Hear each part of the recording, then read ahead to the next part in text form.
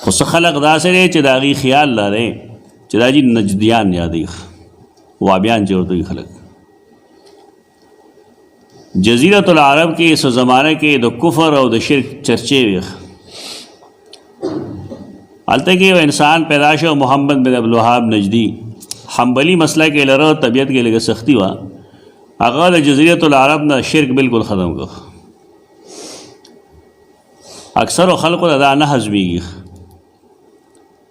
د هغې سړي مسلک د امام احمد بن محمد بن حنبل مسلک دی.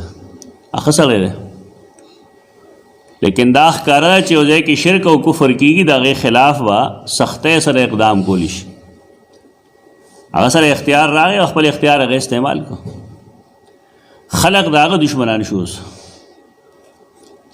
ولې په بعض احادیثو کې تذکره ده چې رسول الله صلی الله علیه وسلم من قبل نجد ویلي دي چې نجد د علاقې د طرف نه هغې ته اشاره کړې وه.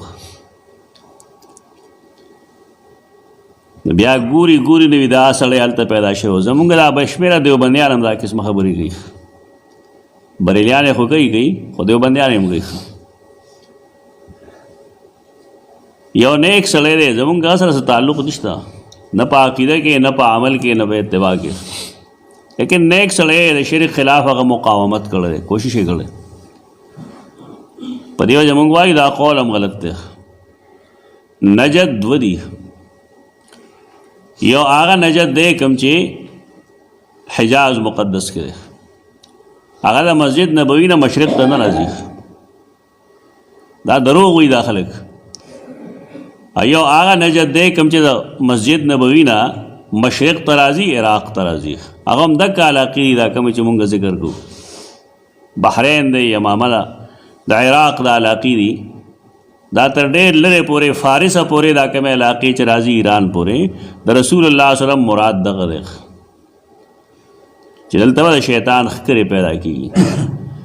د هغې پیشنګویۍ نه والې تر اوسه پورې دغه علاقو کې فتنې دي. عراق کې څه کېږي، لیبیا کې څه کېږي، شام کې څه کېږي. دا د نبی کریم صلی الله علیه وسلم هغه پیشګویۍ دي. بعضې خلقو ته معلومات ناقص ورسي. یو عالم دی ته د هغه نه تپوس وکړې بالفرض چې جی پلان کې ځای کې پلانې سړی دی او داسې وایي.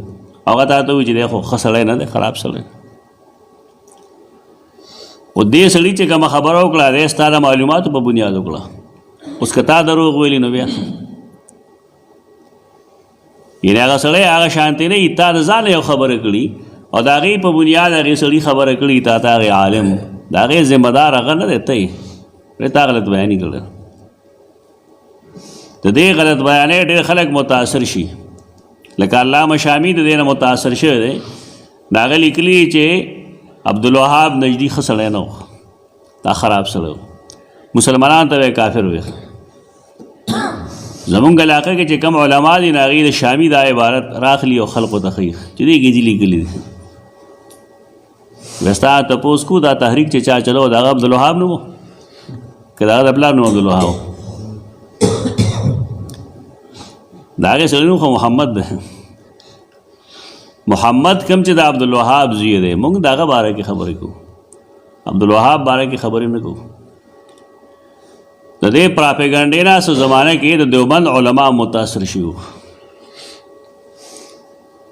د دې هم د محمد بن الوهاب نجدي په باره کې دغه قسمه جملې لیکلې. وروسته بیا معلومات شو نو مولانا رشید احمد گنگوئی رحمه الله خپل فتاوی رشیدیه کې لیکلي دي چې محمد بن الوهاب نجدي ښه سړی و، نیک سړی و. البته مزاج کې ګرمي وه. د مزاج ګرمي خو ستاسو مزاجونه یخ دي.